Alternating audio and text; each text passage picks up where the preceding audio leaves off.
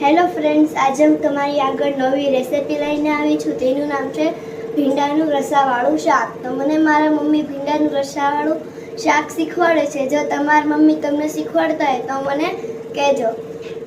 તો ફ્રેન્ડ્સ, આજે મેં ભીંડા લીધું છે, તેને ધોઈ એકદમ કોરો કરી અને મેં આવી રીતે સ્લાઇસમાં કટ કરી લીધો હતો.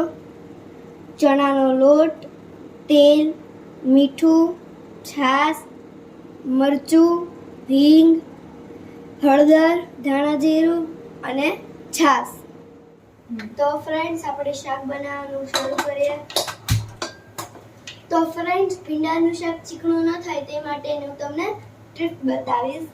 તો મમ્મી, શું કરવાનું છે આમાં? ભીંડાને છે ને પેલા શેકી લેવાના છે. તેલ મસાલો કોઈ પણ નથી નાખવાનું, એમને શેકી લેવાના છે.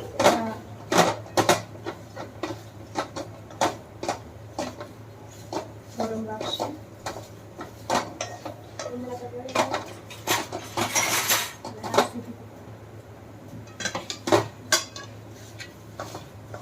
આ રીતે આપણે ભીંડાને શેકી લઈએ ને તો એનો જે શેર આવે ને અંદર ચીકણો એ બધો મળી જાય, એટલે શાક ચીકણું ન થાય. તો ફ્રેન્ડ્સ, ભીંડાને કોઈ પણ વસ્તુ નાખ્યા પહેલા એકદમ શેકી લેવાનો છે, જે તેની અંદરની ચીકાશ હોય ને તે એકદમ નીકળી જાય છે, મળી જાય એમ, એટલે શાક ચીકણું ન થાય.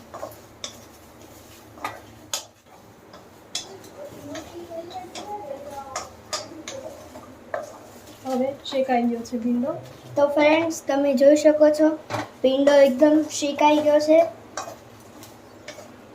હવે એમાં પેલા તેલ ઉમેરી દેવાનું. ફ્રેન્ડ્સ, આપણે પહેલા એની અંદર તેલ ઉમેરીશું.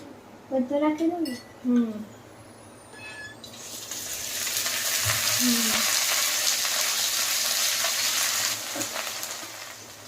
તો ફ્રેન્ડ, આપણે મસાલા નાખી દઈશું અંદરના. તો 1 ચમચી હળદર નાખું કે બસ 1 ચમચી નમક, 1 ચમચી આપણે ફ્રેન્ડ્સ આપણે મીઠું નાખી દઈશું.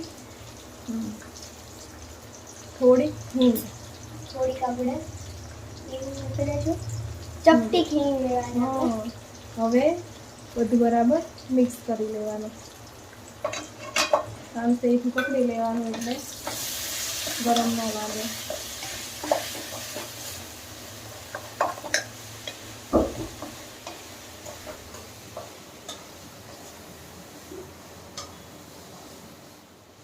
તો ફ્રેન્ડ્સ, આ બધું મિક્સ થઈ ગયું છે બરાબર.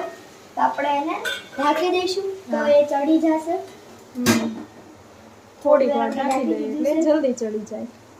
ગેસને ધીમો કરી દેવાનો. ધીમો કરી દેવાનો છે. તો ફ્રેન્ડ્સ, શાક ચડી ગયું છે તે આપણે જોઈ લઈએ.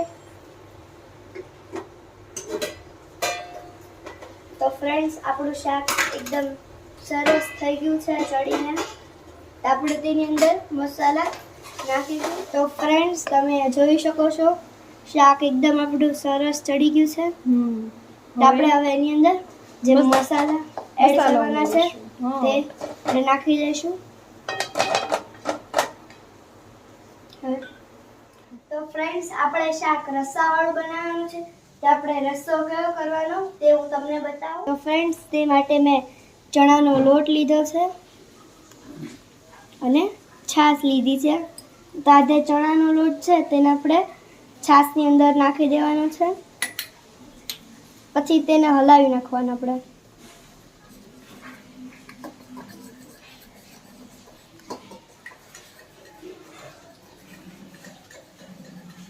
તો ફ્રેન્ડ્સ, આ આપણે થઈ ગયું છે.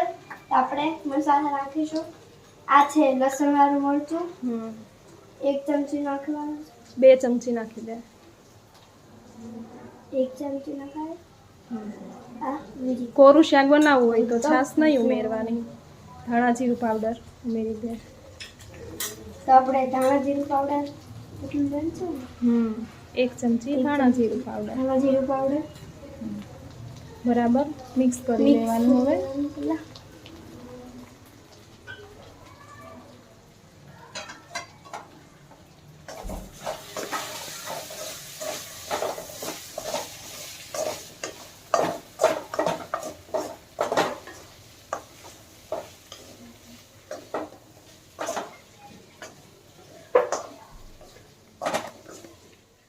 તો ફ્રેન્ડ્સ બધા મસાલા નખાઈ ગયા છે. તો આપણે રસો કેવી રીતે બનાવો તે હું તમને બતાવીશ. તો આજે આપણે મિક્સ કરેલો લોટ અને છાશ હતી તે આપણે આની અંદર નાખીશું. હવે એ છાશ એ છાશ નાખી દે. આપણે બીજી જે છાશ લીધી હતી એ છાશ પણ નાખી દઈશું. પછી આપણે હલાવી દેવાનું છે. ગેસને ફૂલ કરી દેવાનો. ગેસ આપણે ફૂલ કરી દીધો છે. ફ્રેન્ડ્સ તમારે જેટલો રસો કરવો હોય એટલી છાશ નાખવાની. મેં 2 ગ્લાસ છાશ નાખી છે. આપણે એને મિક્સ કરી લઈશું.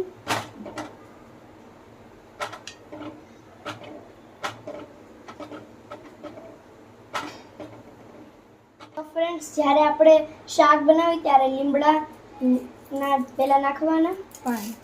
શાક ઉકળવામાં લીમડાના પાન નાખવાના. છાશની કોઈ પણ વાનગી બનાવો, કઢી, શાક, તો એમાં લીમડાના પાન ચોક્કસથી નાખવાના, તો એનો ટેસ્ટ વધારે સારો આવે. હવે ઉકળવા દેવાનું. તો ફ્રેન્ડ્સ આપણે એને થોડી વાર ઉકળવા દઈશું. તો ફ્રેન્ડ્સ ભીંડાનું શાક, તેને આપણે ભીંડાની કઢી પણ કહીએ છીએ, તો તે બનીને રેડી છે. તેને આપણે રોટલા સાથે અને ખીચડી સાથે ખાઈ શકીએ. ફ્રેન્ડ્સ જે ભીંડાની અંદર ચીકાશ ન રહે તે માટેની મેં તમને ટિપ્સ બતાવી. તે તમને ગમી હોય તો કોમેન્ટ કરજો. વિડીયોને લાઈક કરજો, શેર કરજો, કમેન્ટ કરજો અને સબસ્ક્રાઇબ કરજો. Thank you. Bye bye.